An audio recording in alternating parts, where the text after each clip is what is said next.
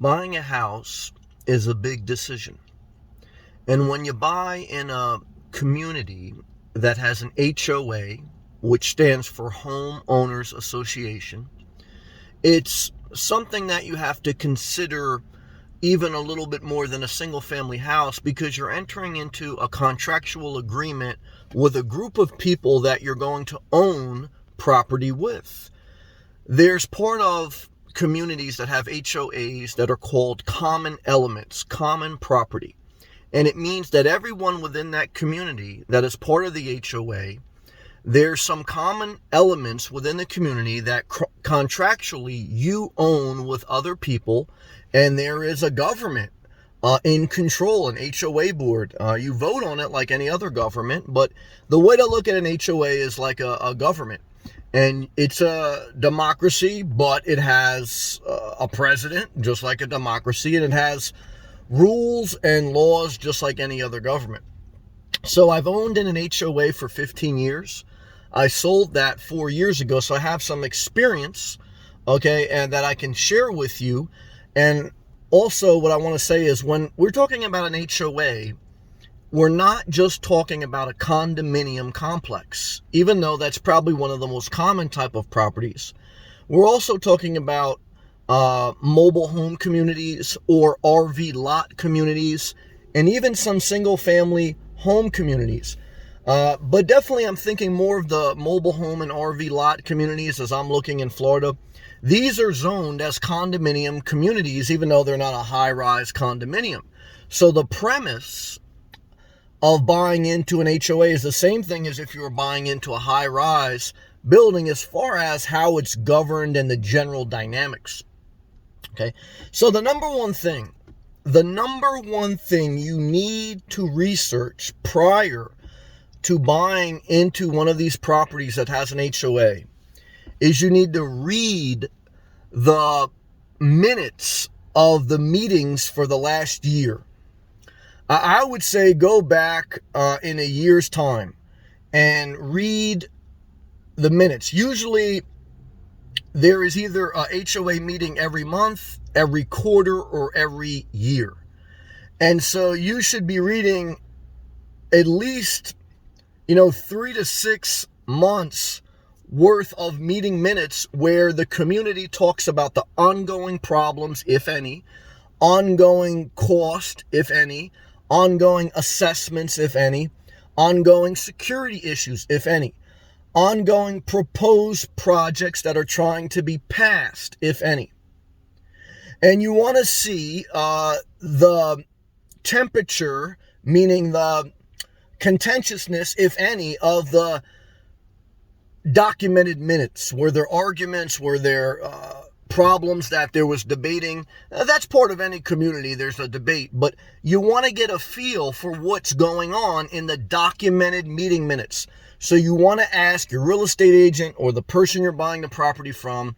You want to call the HOA and you want to ask for the last 6 months to a year's worth of meeting minutes. And by law, they should have them in most communities documented in some type of Word document that they can send to you via email and that you can read through.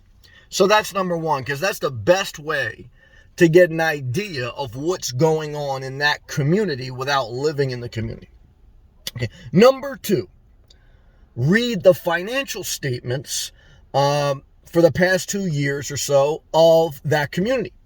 Again, an HOA is governed almost like a company. It is a company. Usually they're listed as a nonprofit company, but their objective, right, is to manage the common elements, the pool, the landscaping, sometimes the roofing, the paved roads. And so they have to have a budget, and they have to raise funds through the HOA fee. Sometimes, by law, in most states, they're mandated to have a certain amount of in reserve funding, meaning a savings account if there's a major issue with a sewage breakage, water lines, etc. in the community, that they have a certain percentage of their operating budget in an emergency fund called reserve funds. And so you want to read that. You also want to read how many people, it should say somewhere in the financial statement, how many people are behind, or what is the amount of money that people are behind in their HOA fees. Now, this shows you, okay, what percentage of the community is in financial trouble. Because remember, when you buy into a community that has an HOA, you're buying property. Even though you may own the condo or you may own the mobile home lot or RV lot, you share the common elements with the people in the HOA. So if 10% of the people are not paying, you have to pick up the load along with the other 90% of people who are paying the HOA fee. Because the common elements, the common maintenance, the common property taxes, the common utility bills, those still have to get paid. So someone has to pay them. This was a big issue during the housing crisis in America during like 2008. If you tried to buy in an HOA community, it was very hard because many people were behind on their HOA payment, and banks, even today, they still won't give loans if, like, as an example, if more than 20% of people are back on their HOA dues, a bank wouldn't give loan because that's a red flag that that community is not financially solvent or could have a high potential, high risk of going in financial ruin, because there's anytime you get more than 10% of a community that's not current on their dues, that's a red flag. So look into that. Number 3, bylaws. The bylaws are basically the laws of the land, the rules, the regulations. Can you have an RV on your lot? Can you have more than one RV? What is the requirements, if any, of who can live in your house? Can you have a pet? Can you have 20 people live in a house, or can there only be 2 people per bedroom?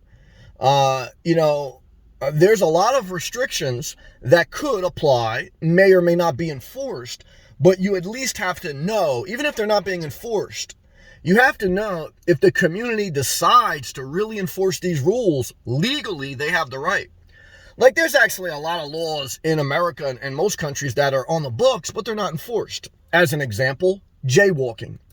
You walk across the street where there is not an actual legal line for you to walk across. And technically, that's against the law. You can get a ticket. And sometimes people do get a ticket for that. But it's really not enforced that much unless you're really unruly.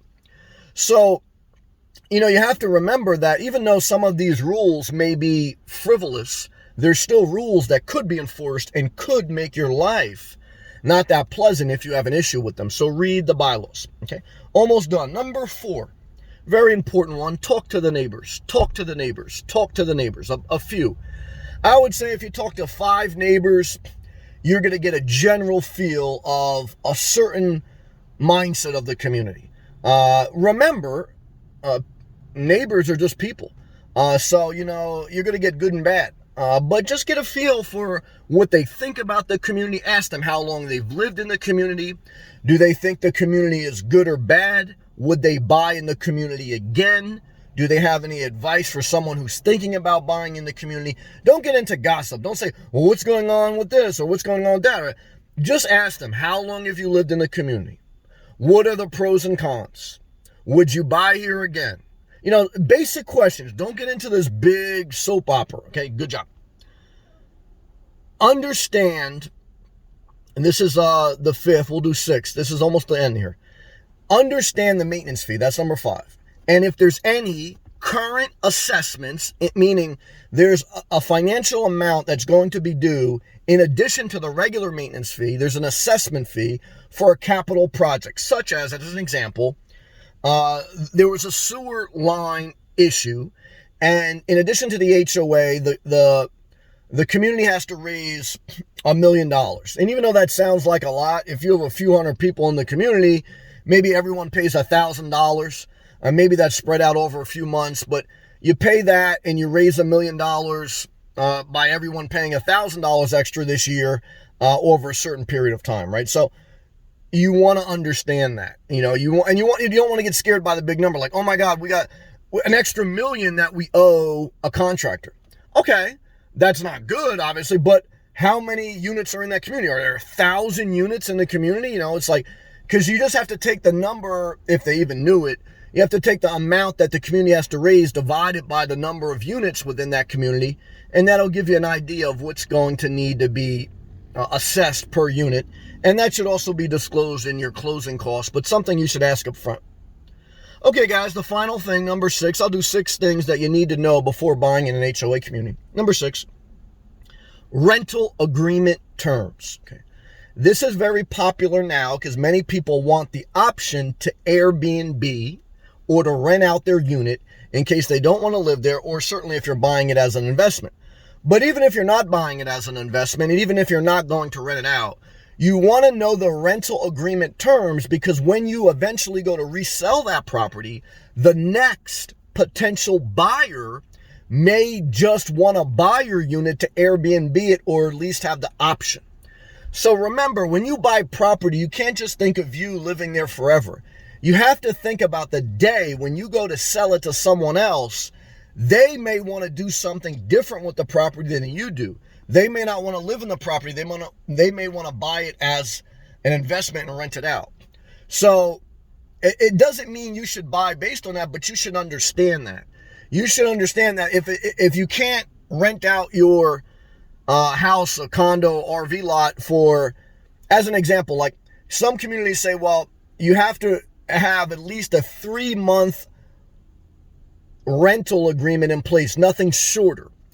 Meaning that you couldn't rent your unit day by day or week by week. Some communities say you have to have a minimum of a 3-month lease because they don't want people in and out of the community. They don't want it to become like a resort. So that's something that you have to be mindful of. Some communities, there's a on-site rental program where they take a fee, they take a percentage, they take 20, 60, 40% of the rental income of your property because they're like an on-site property manager.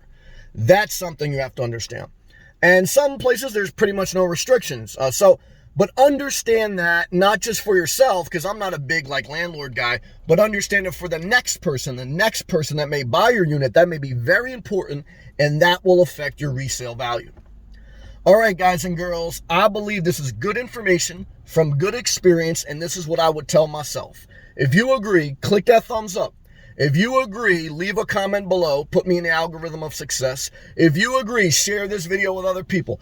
If you agree, click that blue join button if you want to support the channel. And if you want more, look at my playlist, thousands of free videos. Subscribe if you're not. Thank you for watching. Keep showing up. I appreciate you. Peace.